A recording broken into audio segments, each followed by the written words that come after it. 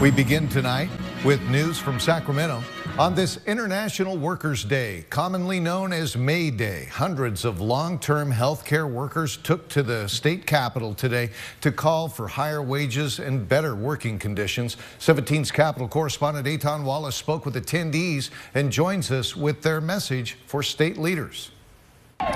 Well, just take a look at all the long-term care workers who came to the Capitol today. They tell me they came literally to be seen and to make sure they are not forgotten. Who got that power? We got that power! Chanting outside the state Capitol, this group of long-term health care workers made up just a handful of the more than 500 who came here from across the state.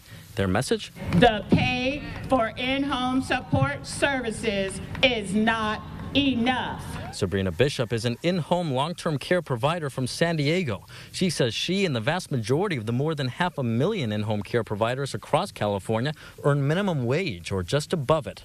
That, according to this provider, is unacceptable for the work she and so many others do. We are saving people's lives. We take care of the unhealthy issues, bowel movements and vomiting and blood. The care that we give them, we're keeping them out of hospitals and emergency rooms. What makes it especially tough, she says, is while she cares for others, she's barely able to care for herself. She notes she has to work 3 jobs just to pay the bills. It's hard to make ends meet, so we have no choice but to find other ways of survival. My life would not be the life I have without the support of these people. Jade Terrio of Oakland came to show her support for the long-term care workers. She says living with a physical disability that binds her to a wheelchair makes long-term care a necessity, but she and others here say they're concerned more and more workers will leave the profession if pay and benefits do not improve. And they're getting me up in the morning, and they're cleaning me, they're helping me, and it's kind of like an interwoven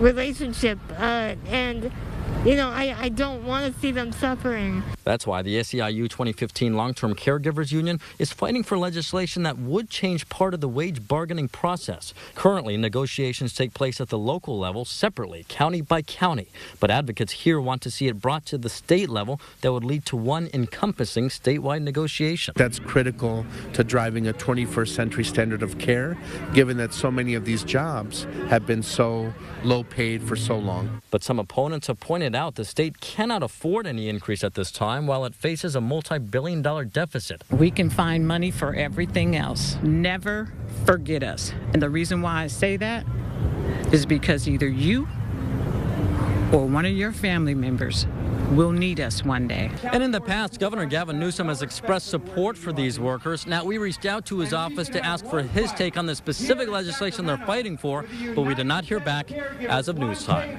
Reporting at the state capitol, Eitan Wallace, 17 News.